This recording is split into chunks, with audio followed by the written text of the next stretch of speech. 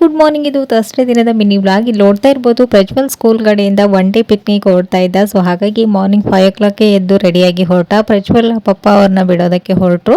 So ಆಮೇಲೆ ನನಗೆ ಕೆಲಸನೇ ಇರಲಿಲ್ಲ ಮನೆಯಲ್ಲಿ. ಸೊ ವೆಜಿಟೇಬಲ್ಸ್ ಎಲ್ಲ ತೊಗೊಂಬಂದಿದ್ರು, ಅದನ್ನು ಕೂಡ ಕ್ಲೀನ್ ಮಾಡಿ ಫ್ರಿಜ್ಜಲ್ಲಿ ಇಟ್ಟ ನಂತರ ನಾನಿಲ್ಲಿ ಆಂಧ್ರ ಸ್ಟೈಲಲ್ಲಿ ಮಾಡುವಂತಹ ಸ್ಟೋರೇಬಲ್ ಟೊಮೆಟೊ ಚಟ್ನಿಯನ್ನು ಮಾಡೋಣ ಅಂತ ಅಂದ್ಕೊಂಡೆ. ಇವಾಗ 1 kg ಟೊಮೆಟೊನ ನೀಟಾಗಿ ವಾಶ್ ಮಾಡಿ ಒಂದು ಸ್ವಲ್ಪ ನೀರಿರ್ಲಾರ್ದ ಥರ ಇದನ್ನು ಒರೆಸ್ಕೊಂಡು ತೊಗೊಂಡಿದ್ದೀನಿ. ನಂತರ ಈ ರೀತಿಯಾಗಿ ಕಟ್ ಮಾಡಿ ಇದನ್ನು ಐಲಲ್ಲಿ ಫ್ರೈ ಮಾಡ್ಕೊಳ್ಬೇಕು.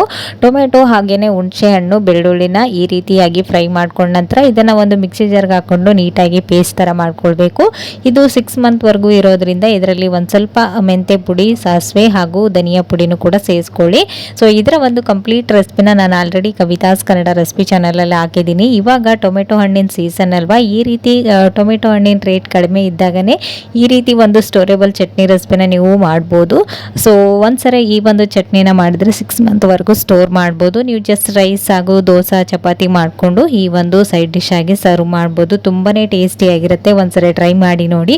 ಸೊ ಇಲ್ಲಿ ನೋಡ್ತಾ ಇರ್ಬೋದು ಎಷ್ಟು ಕಲರ್ಫುಲ್ ಆಗಿ ಬಂದಿದೆ ಅಂತ. ಟೇಸ್ಟ್ ವೈಸ್ ಕೂಡ ಅಷ್ಟೇ ತುಂಬಾನೇ ಚೆನ್ನಾಗಿರುತ್ತೆ. ಒಂದ್ಸರಿ ಟ್ರೈ ಮಾಡಿ. ಇದಾಗಿತ್ತು ಇವತ್ತಿನ ಒಂದು morning mini vlog. Thank you for watching. Bye.